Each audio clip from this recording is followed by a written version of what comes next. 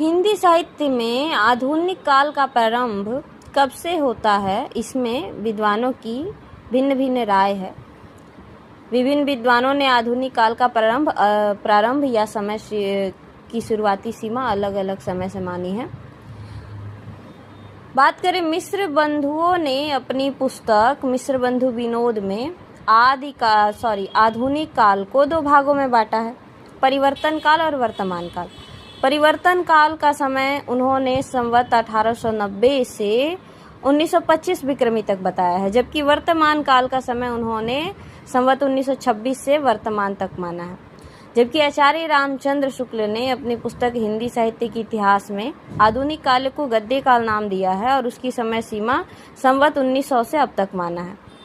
हजारी प्रसाद द्विवेदी का मानना है कि आधुनिक काल की शुरुआत छापे खाने के आविष्कार से होती है या छापे खाने के शुरुआत से होती है। उन्होंने कहा है कि प्रेस आधुनिकता का वाहक है और प्रेस की शुरुआत से आधुनिकता की शुरुआत होती है। उन्होंने अपनी पुस्तक हिंदी साहित्य के उद्भव और विकास में बताया। वहीं डॉक्टर श्री कृष्ण लाल ने आधुनिक काल का प्रारंभ 1837 ईस्वी से माना है। वह भी वो समय था जब दिल्ली में लिथोग्राफिक प्रेस की स्थापना हुई थी सन 1837 में। अतः डॉक्टर श्री कृष्ण लाल ने 1837 से आधुनिक काल का प्रारंभ माना है।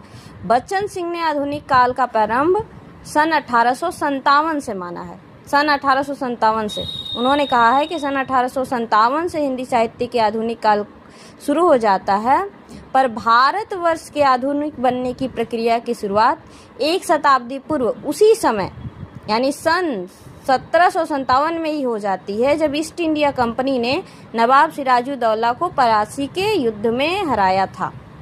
हालांकि वो मानते हैं 1857 भारतीय इतिहास की एक महत्वपूर्ण तिथि है, हम सभी जानते हैं। जबकि डॉक्टर नगेंद्र ने सन 1868 को आधुनिक काल की वास्तविक शुरुआत मानते हैं, हिंदी साहित्य के आधुनिक काल की। क्योंकि